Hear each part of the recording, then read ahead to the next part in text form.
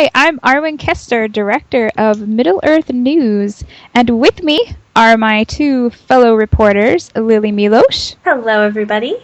And Mila. Hey, everyone. Tonight, we have a super awesome, special, secret, amazing podcast coming to you, sort of live. Not really. We're recording with a really amazing and talented graphic designer and artist who goes by the super secret name of Puck. And Puck dwells within somewhere around, we won't say where, because, this is super secret, New York City. Puck is the one in charge of all the amazing, cool Lord of the Rings and Hobbit, really Tolkien-inspired graphic design posters that you see around the subway. So, Puck, welcome! Yes, thank you. Good to be here. I'm here coming from Brooklyn, New York, so I think that's safe to say. Brooklyn. So, yeah, Brooklyn. Not born and raised. So. Or maybe he is. You'll never know. Or maybe I am. I don't know. So. It's kind of exciting that, you have to keep some stuff secret. I feel like we are on a top secret super mission right now. It's just, it makes it more exciting. Yeah. It's when I started this thing, originally I wanted to possibly use my real name and then backpedaled very quickly because obviously doing any type of signage or posting anything in the subway is considered illegal and a misdemeanor. So to have a secret identity was like the way to go. Friends of mine are asking me, it's like, where does so and William Puck, do you get confused at times as to who you are? And I says, no, there's no confusion. Just Puck is my mask, I guess. Nice. Just like, there's so many subway artists that are currently, thriving in the city, and there seems to be almost a resurgence, but not like the old 1970s, 80s, where people were just tagging up trains and basically really are defacing property. But there's people like I would never say that putting Tolkien somewhere is a defacing property. I would go to court. It's a public, it's a public notice. Basically, it needs to get out there. Definitely, you never know when a Balrog can come by. This is serious stuff. This New is York true. City, take us seriously. You gotta, Could be step up one the game. like hiding in the subway. You never know, right? Exactly. Well, I had somebody actually write me, and they said when they looked at, I think I did, a few weeks ago, I did Beware the Watcher in the Water. Oh, yeah, for your safety. Mm-hmm. And the person actually looked down on the tracks, he said, for a moment, and then he realized, wait a second. And then he read further, and then he was like, oh, right. Oh, that is awesome. That is great. It's like, oh, holy crap, okay, you got me. Seriously. Then he found the blog, and then, he's following me on Twitter now, so. That is awesome. Yeah. Right. That is awesome. Well, yeah, you've had a lot of good feedback. You've been interviewed by, everybody. Well, it was it early on, it was, I think the Daily News did a little spot, and then they contacted me to do an interview, but then the Boston bombings happened, and I basically dropped off the radar. Obviously, that's, a bigger story and more important was going on. Right, and then the Gothamist did a write-up, and they were a pain in the ass to get in touch with.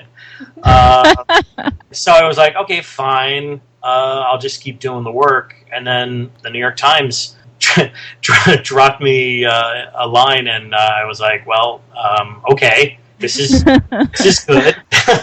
I would call that positive. Yeah, and totally freaked me out.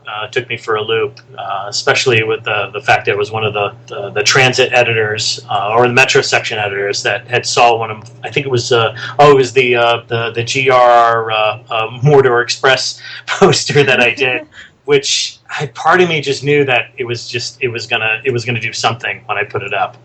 So, that is awesome. So. Seriously, if I was going to work and I saw that, I would just have the best day ever. Yeah, it would just make your day. Think about it. You're going, randomly go across one. I know how it is. DC has Metro, and you just doors opening, bong bong. It's just, another day going into the metro, going to work, and then there's this cool sign. I would just, that'd be awesome. Yeah, definitely. Yeah, definitely. Very cool. So you got an interview with the New York Times, and then you really hit it big when Middle Earth News found you. Yes. Yes, that's when I really made, I made landfall. Claim to fame right there. Yeah. Yes, exactly. And I told my friends, I'm doing this interview, and they're like, so I'm like, well, you don't understand. It's a really big website. It's like there's a fan base, I think, out there. I don't know. Or like just that popular. We're not really sure either. We just kind of write stuff and hope. No, just kidding.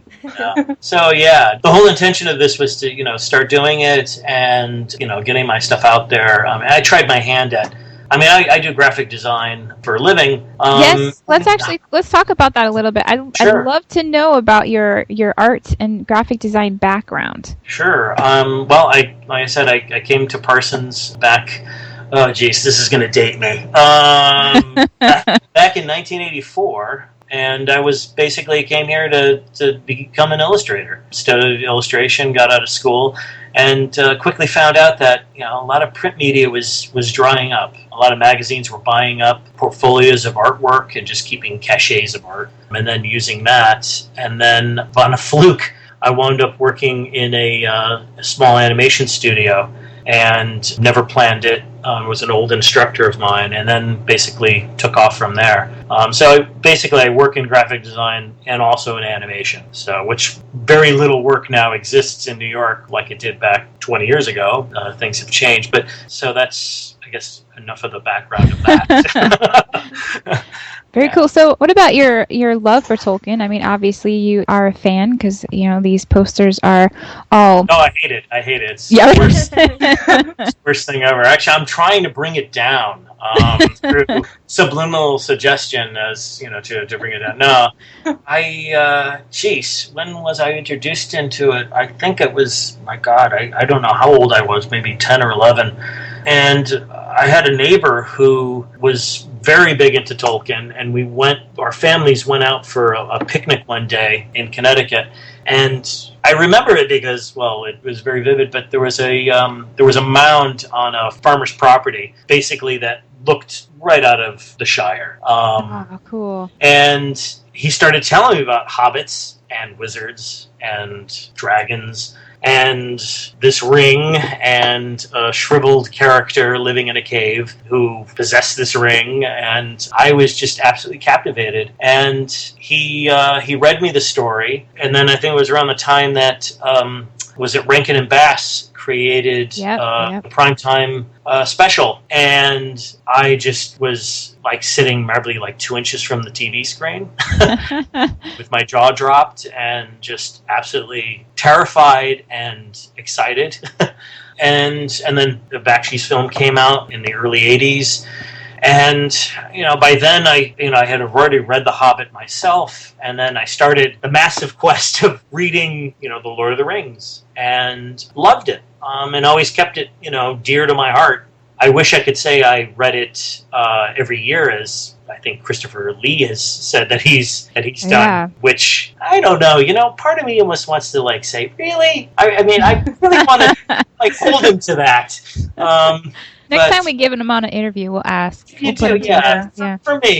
really, are you seriously? Do you read it every year?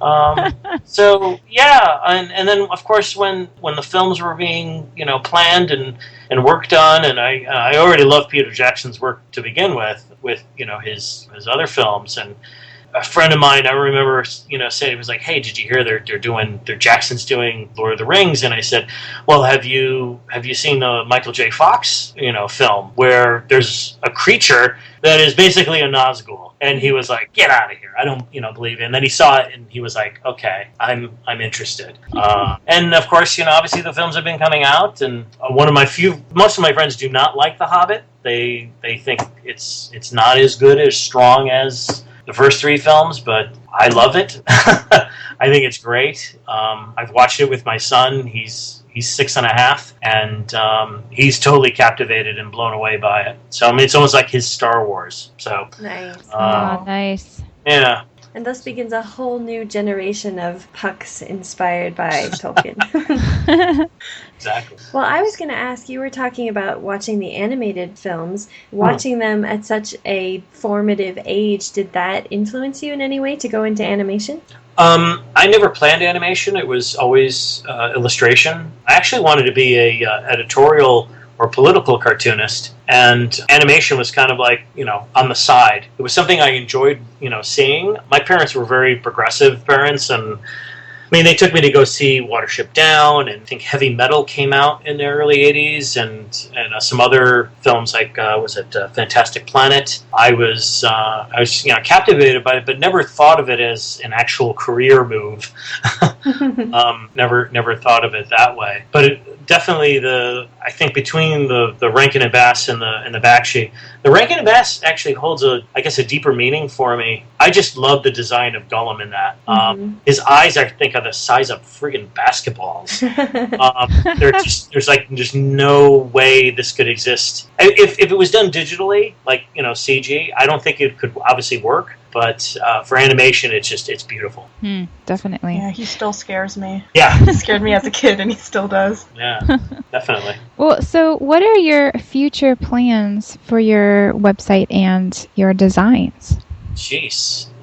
Future plans? Well, somebody asked me, it's like, how long are you going to be doing this for? And I says, well, as long as the MTA keeps making posters that basically inspire me, I'm going to keep doing it. I have other ideas. The whole thing, stems from the notion of travel, of perception. I became inspired. I wanted to do something creative. I wanted to do something in the subway.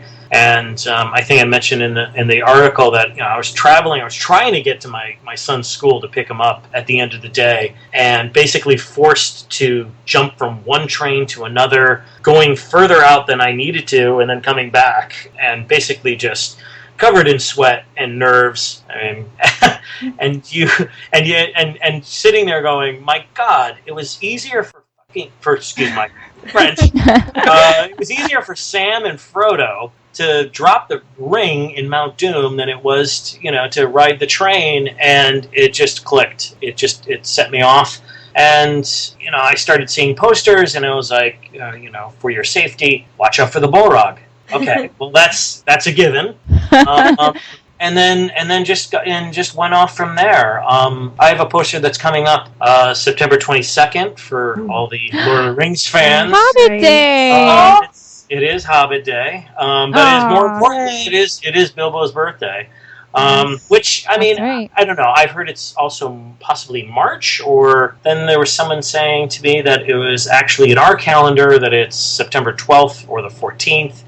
But I'm not going to get that crazy to lock down the actual day. But yeah, so I'm doing a poster that's similar to the one I did, the Elven New Year that I had done. Oh, nice. So it's a special event, and there's going to be directions basically how to get to Hobbiton, what time Gandalf will be firing his fireworks, and of course Bilbo will be addressing the crowd. I put that in the event too. And to run with that theme, I'm doing the coronation of Aragorn, and then of course I have to celebrate Durin's Day. Nice. Yes. And so I'm doing that in both English and both in Dwarvish. Oh, that's cool. That is I love it. So, and I think I said in one interview that the translations are. I just basically take a font that is of Elvish or Dwarvish and basically transcribe it that way. So, if there's improper grammatical mistakes or misspellings, I'm not going to go there. I'm sure some scholar will go over it. And, no, this is wrong. That's awesome. For Durin's Day, there will be dwarf tossing by the shores. That's nice. I love dwarves will be provided for that actual event. So, yeah. Pints all around. Yeah, exactly. Well, there's going to be a big, mead and whatnot being celebrated in one of the halls. So, but, that's so brilliant. I can't wait. I know. I want all of them. I want to be in New York City. Darn it. Well, the big thing now is finding the cards. Yes, I want them. The Middle Earth cards are kind of like the thing, and I just printed up a new batch, so I've been putting them around and then posting them quickly up on Twitter before people snatch them up, I guess. Mm-hmm. But I mean, that's the thing. Now that, I'm getting more exposure, people take the posters down, and right. I'm really trying to ask them to maybe take a picture and, let people know you saw it. I appreciate that it stays up as long as possible. I mean, the MTA, they're relentless. They'll go around and, snatch things and pull them down, obviously. But I have witnessed police officers reading them, laughing and walking on. And, awesome. Yeah. New York is geeky cops. You heard it here first. We love you, geeky cops. Yeah. But I mean, I think I was, they accused me of creating false information, and I'm tricking people, and I'm trying to subvert something, and yeah, maybe I am trying to subvert something. Maybe I'm trying to get people to think a little bit. Yes. You live in this city, and you see these signs that are posted everywhere, and people walk by them, every day without a glance, and to have something that is subtly placed there and to throw them off was basically my intention. I mean, Tolkien is just perfect for it. I don't know why. Somebody was like, "Oh, do Game of Thrones." No. I love Game of Thrones. Doesn't work. I even tried some Star Wars stuff and actually executed the artwork and had it printed up. And at the very last second, I was just like, "No, it's just not gonna fly. I just don't like it." Doesn't yeah. Well, if anything, I would think it's doing a service because it gets people like us who want to find them reading every sign we see in the subway. Yeah, I wanted to tell the head of the MTA communications director there that basically I'm helping you. Yeah, I'm getting people to look at your sign, and I've been reading all the signs so carefully now. Whenever I'm on the subway, I'm like, "Oh, what if I pass by it? I'm gonna miss it. I have to read everything." Mylett, you have to go on the 22nd just so that you can yes get your photo next to it at the top of the staircase. Like, oh my god, okay, it's time. Go run down. You follow my tweets. You follow my tweets, and if you're in the right location and you're fast enough, you'll be able to find it. So where can people follow you? Well, Twitter, just PuckWorks at Twitter, and then Instagram. I'm also posting through there, and so I'm kind of doing a dual kind of thing. I jump back and forth, and usually in the evening or periodically through the day, I'll update the blog. So that's probably the best way of trying to find one of these things. I knew that when they became popular that people would be snatching them and running off with them and whatnot. I do stamp them on the back, so I mean I know at this point no one is actually making counterfeit puck posters. If they are, God bless them. But if it doesn't have a stamp, it's not a puck. That's basically. I like that. I love it. Can we have that as the motto of this interview? Sure. That's. But I mean, after I do this, I mean, I have other ideas brewing and project things that are bubbling up for this. Will they be Tolkien based? I don't know. I don't think so.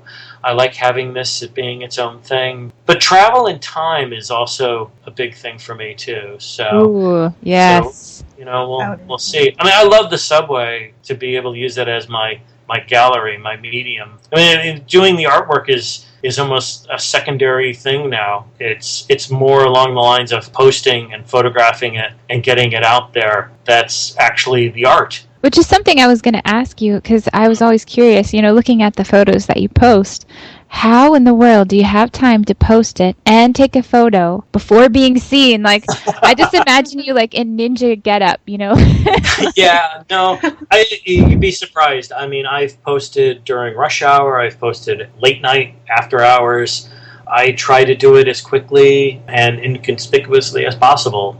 I stand there, I kind of scope out the location. At first, I just would post randomly, and then I realized, no, it's got to be near a place where there's traffic. I mean, if people are getting off the train, and they're heading towards an exit that's basically down at the opposite end, then I'm not going to obviously put it in the reverse side of the column so people can't see it.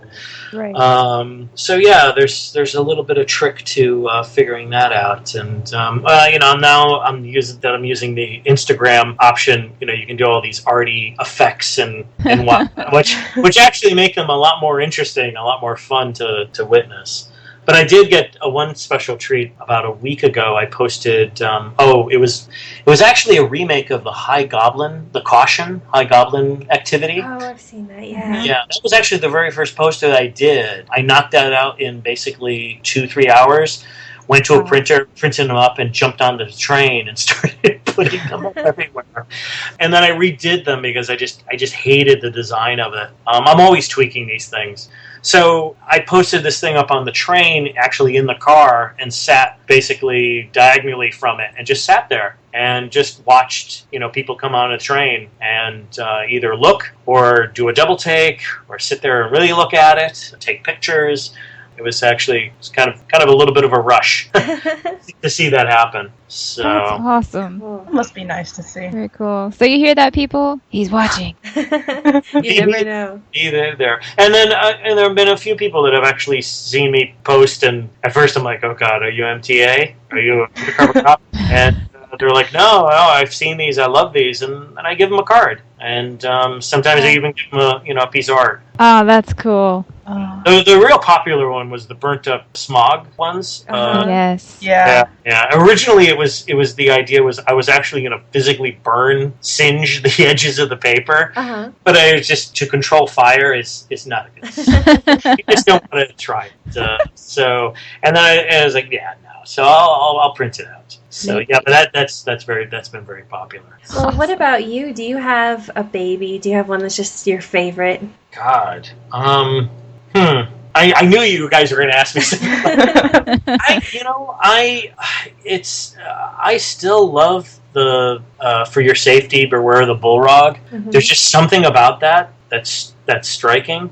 I don't know. I think the Elvish Lunar New Year was a lot of fun to do. Mm-hmm. It was a nightmare to try to actually sit there with a map and trying to figure out, okay, if I'm coming from Weathertop, how where I'm coming from Bree and I'm going to Weathertop by horse, and then all right, what do I do from Weathertop? Well, you got to take an eagle because that's the safest way. You're not going to have people go up the mountains, through the pass. So I'd have to say it's probably the Elvish New Year, and then it was an afterthought putting it in Elvish, and then that inspired me from. Once again, the MTA inspires. They created posters for the Chinese New Year, and it was basically directions to the parades and events that were going on, and they had them in Chinese and Korean. And it's a no-brainer. You sit there and you're like, okay, well, who's going to have a holiday? And I think the elves have a Lunar New Year. I think they should celebrate. That's cool. I'm so excited about the Hobbit Day ones. I can't wait to see those. Yes. Oh, God. Definitely. Something to look forward to. Well, thanks so much, Puck, for coming on and sharing all this with us. We really appreciate it. We know you're busy designing, and we definitely don't want to keep you, away from that too long, because we want to see it. That's basically it. No, there's a ton of stuff in the pike, so there's going to be plenty. Ooh, awesome. Exciting. We should have you plug your website and your Twitter one more time. Well, obviously the website is I always forget my website. It's puckworks.blogspot.com. You can see my postings there, and now that I'm dabbling in Twitter and Instagram, basically you can follow me, just look for PuckWorks on Twitter and Instagram, and friend me. I will follow you, you follow me. I even retweet what people post and whatnot. But yeah, so that's how people can find me that way, and hopefully I'll just keep it going and see what happens. Awesome. Well, thanks again, and thanks for all who tuned in, and yeah.